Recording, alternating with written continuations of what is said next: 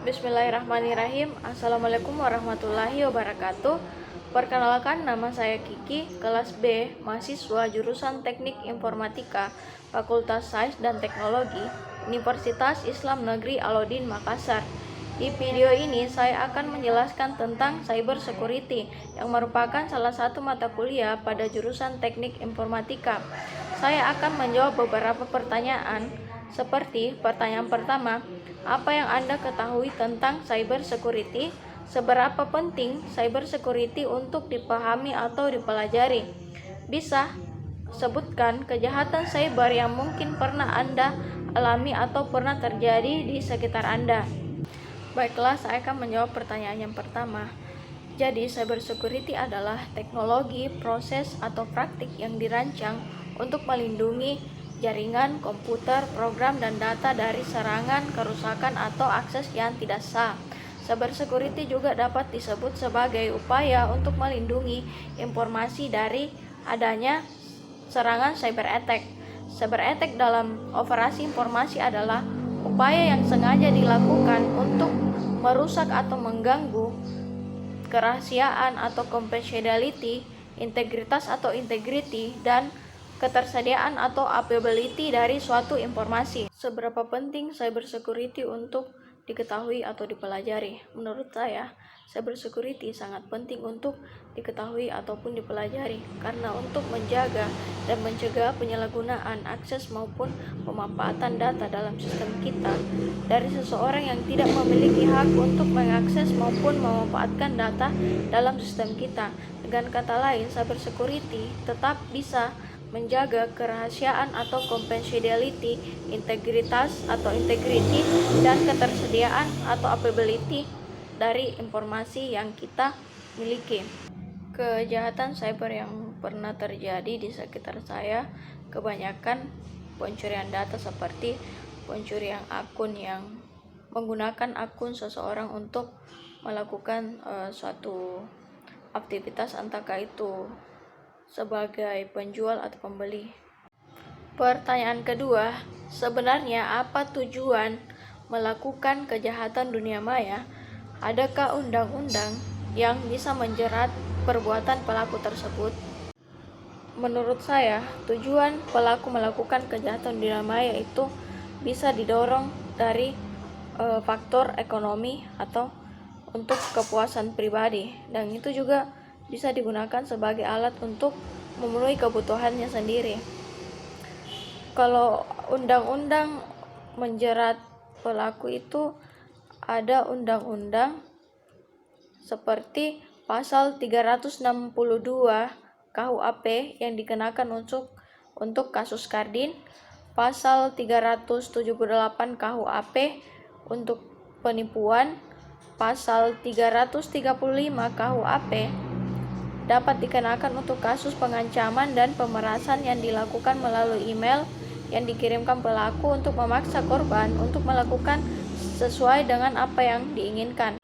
Pertanyaan ketiga, serangan apa saja yang mungkin terjadi jika pelaku melancarkan aksi jahatnya? Bisa dijelaskan? Jenis-jenis serangan yang biasa digunakan seperti hacking wireless dan password attack, pentest dan vulnerability, enumeration hacking dan hacking web application, footprinting dan SQL injection, dan yang terakhir sniffing dan session hijacking.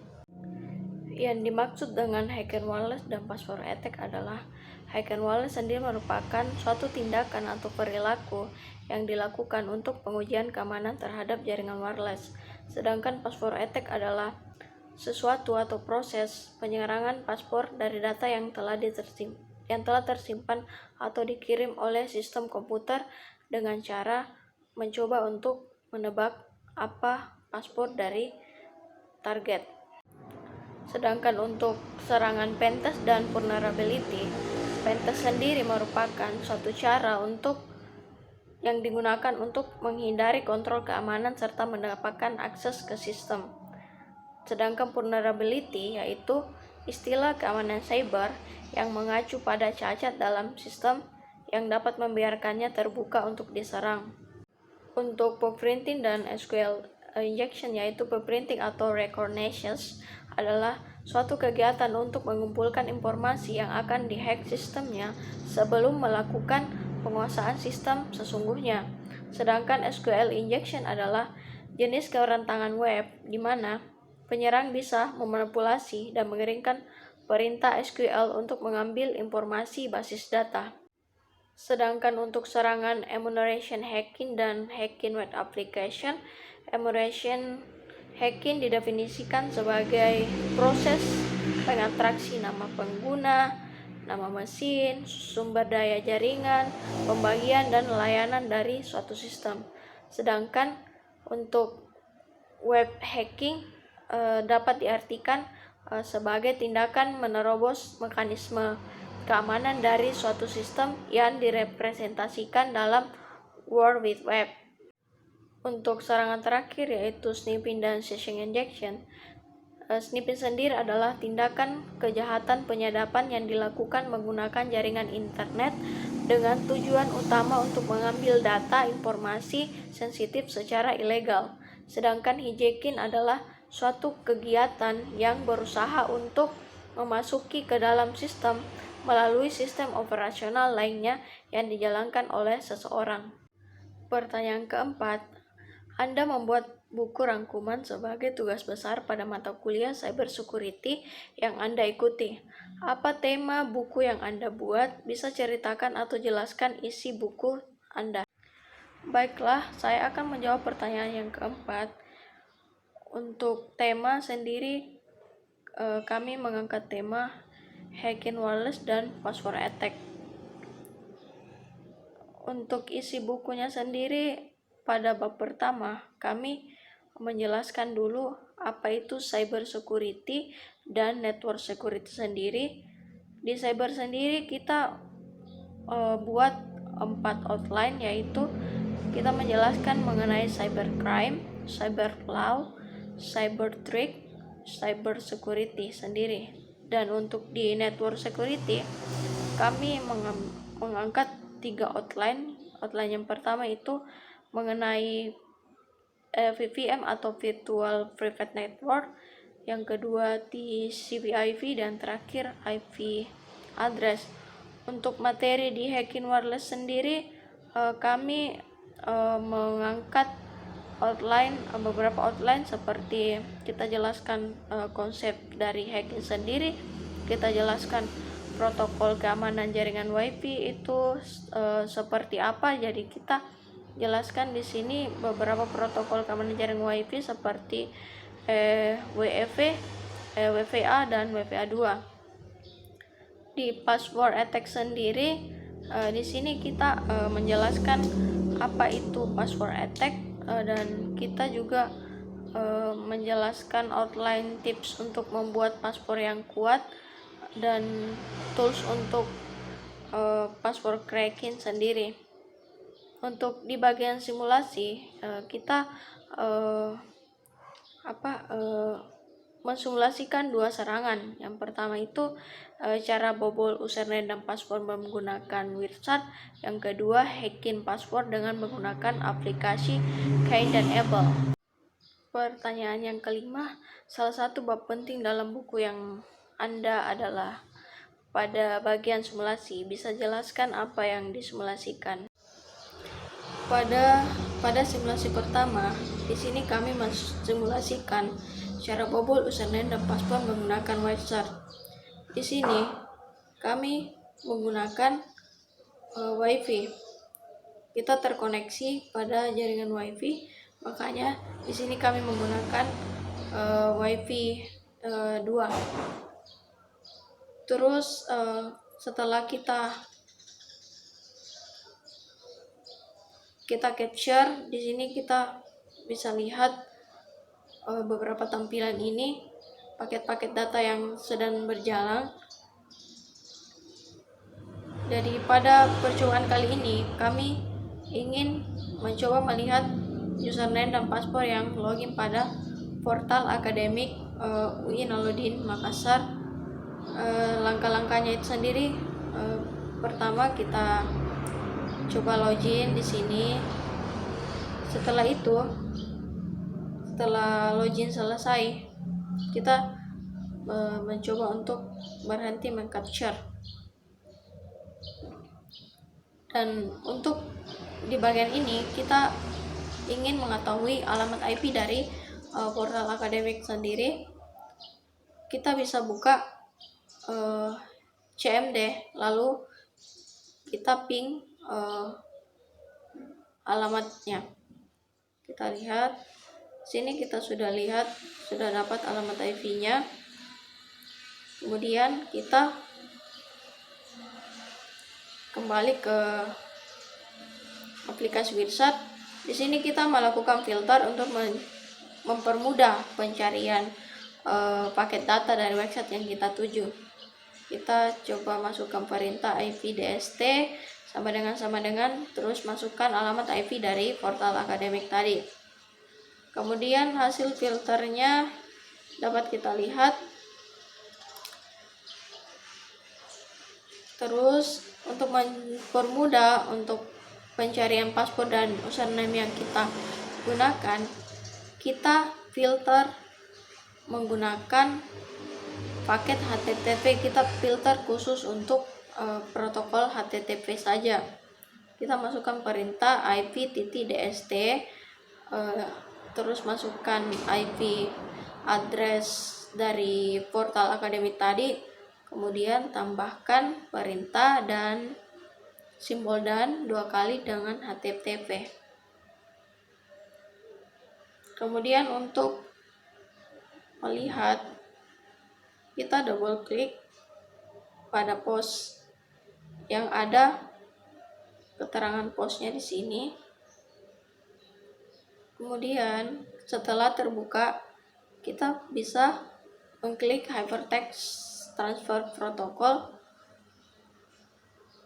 Setelah diklik, kita bisa lihat di sini. Kita lihat username-nya dan paspornya. Pada simulasi yang kedua, yaitu kami mensimulasikan hacking paspor dengan menggunakan aplikasi Kdenable. Pertama-tama kita buka aplikasi Kdenable dulu, kemudian kita pilih konfigurasi atau konfigur. Pada konfigur dialog, kita pilih device IP address kita. Untuk mengetahui IP address, kita buka command prompt, kemudian ketik ipconfig. Nah, di sini kita sudah tahu IP address kita.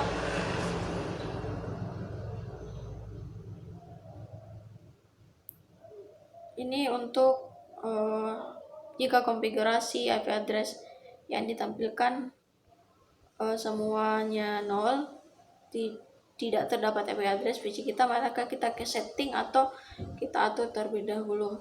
Kita dapat atur seperti yang ada di gambar. Ikuti langkah-langkah di gambar.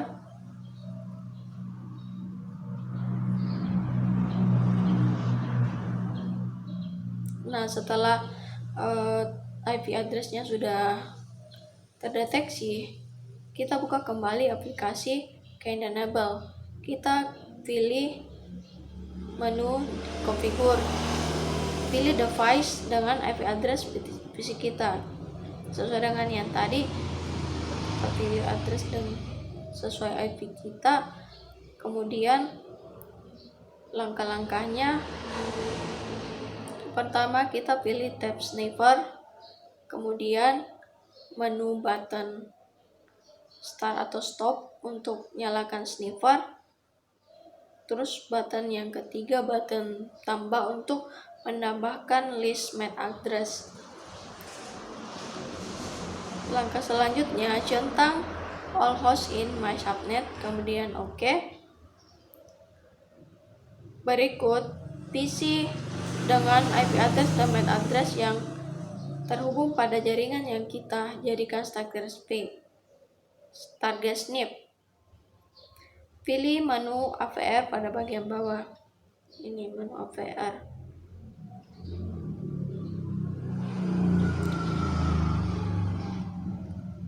Kemudian klik menu button tambah dan cari IP address yang dijadikan target. seperti ini IP targetnya. Kemudian kita oke. Langkah berikutnya, klik menu button start atau stop APR dan proses snip dimulai. Nah,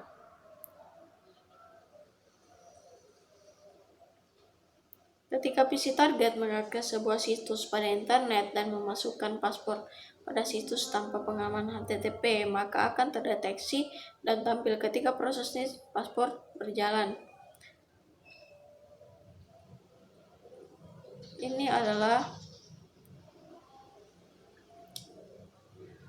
paspor atau username atau paspor yang digunakan selama proses snip berjalan. Jadi aplikasi Canamel ini merekam apa aktivitas yang dilakukan seseorang, entahkah itu dia login di Facebook, Instagram, dan sebagainya. Baiklah, saya akan menjawab pertanyaan ke-6, yaitu bagaimana cara bertahan atau terhindar dari serangan seperti yang saya sebutkan tadi, yang seperti Hijack Wireless dan Password Attack, Sniffing, dan SQL Injection. Tentunya untuk terhindar dari serangan, contohnya kita bisa menggunakan antivirus yang betul-betul bagus, mengaktifkan firewall kita, menggunakan paspor yang tidak mudah ditebak, tidak sembarang membuka link atau mendownload aplikasi dari internet, dan yang paling penting, apabila kita terkoneksi dengan internet, entahkah itu di warkop, kita tidak sembarang melakukan transaksi, seperti transaksi pembayaran apakah segala macam. Pastinya kita tetap berhati-hati. Saran untuk masyarakat dalam bersosial media, yaitu gunakan sosial media dengan baik. Jangan menggunakan sosial media sebagai alat untuk melakukan yang namanya cyberbullying, karena kita tahu cyberbullying itu sangat berbahaya bagi orang-orang yang mungkin kita bully, yang secara fisik maupun mentalnya lemah. Itu bisa saja berdampak buruk untuk mereka. Dan untuk transaksi online, jangan sekali-kali melakukan transaksi online di tempat yang kurang aman, artinya di tempat-tempat yang jaringannya atau wifi-nya tidak terlalu aman untuk digunakan. Dan untuk SMS atau penipuan, kita perlu berhati-hati karena banyak sekali sekarang SMS yang mengatasnamakan undian yang atasnamakan misalnya dari operator Telkomsel, dari Lazada. Jadi kita perlu berhati-hati, jangan mudah percaya dengan apa yang didapat atau apa yang diterima. Jangan sembarang mengklik email yang masuk juga, dan tetap hati-hati. Sebagai seorang yang bercokol di IT, saya mempunyai cita-cita ke depannya yang berguna untuk bangsa dan negara, yaitu saya ingin menjadi seorang ahli forensik, ahli forensik komputer, di mana saya tertarik dengan forensik karena kita bisa membantu orang dalam menyelidiki kasusnya. Kita bisa tahu detail-detail dari kasus seseorang sebagai forensik komputer. Demikian video yang saya buat ini, semoga bisa bermanfaat. Kurang dan lebihnya mohon dimaafkan. Sekian dan terima kasih. Wassalamualaikum warahmatullahi wabarakatuh.